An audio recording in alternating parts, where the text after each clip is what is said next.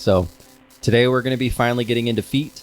It's a very complex topic. I'm not going to cover everything. I'm just going to start the conversation, talk about what do feet do, how do we interact with them, what are some of the problems that go wrong, and then hopefully give some advice that'll be very useful to you for day-to-day purposes. So without further ado, tutorial fitness, let's start to talk about our ground.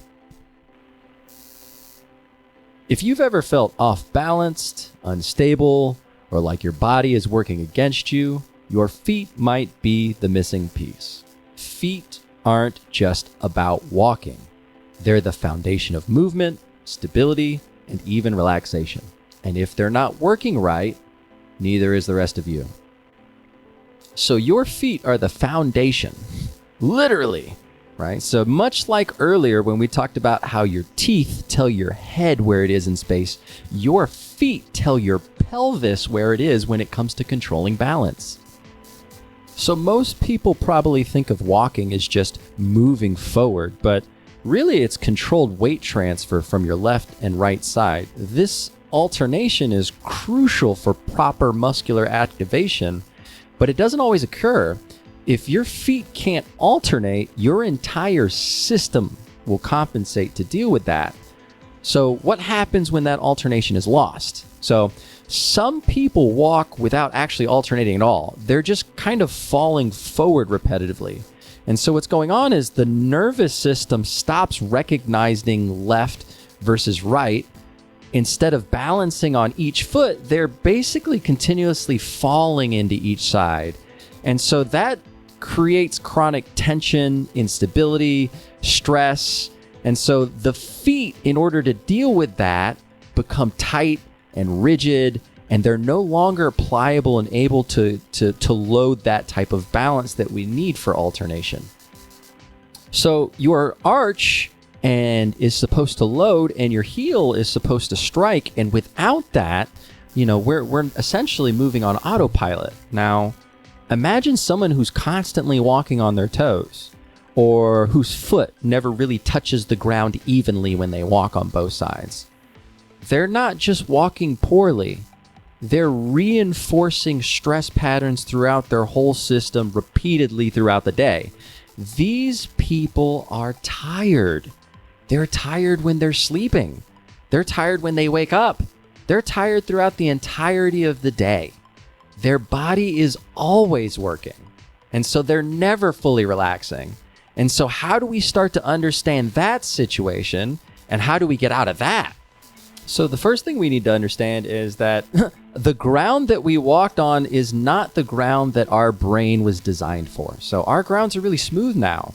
Our ancestors walked on dirt, grass, uneven terrain. This required constant adjusting in our ankles and our feet and our brain. And so we don't get that feedback, and that's biofeedback anymore that we used to.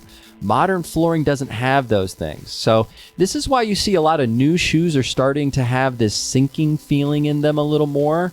Modern footwear trends have shifted to accommodate that understanding a little bit, and they provide a little more cushion. But at the cost of sensory feedback, right? You don't get as much reactive force when you do that. So when we lose our ground, we lose our ability to relax, essentially. And that process of regaining it involves retraining the feet to engage properly.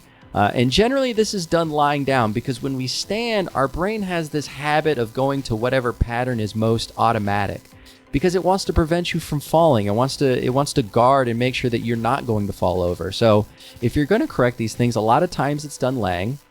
And laying on the ground reduces the friction when we're thinking about learning patterns and neuroplasticity.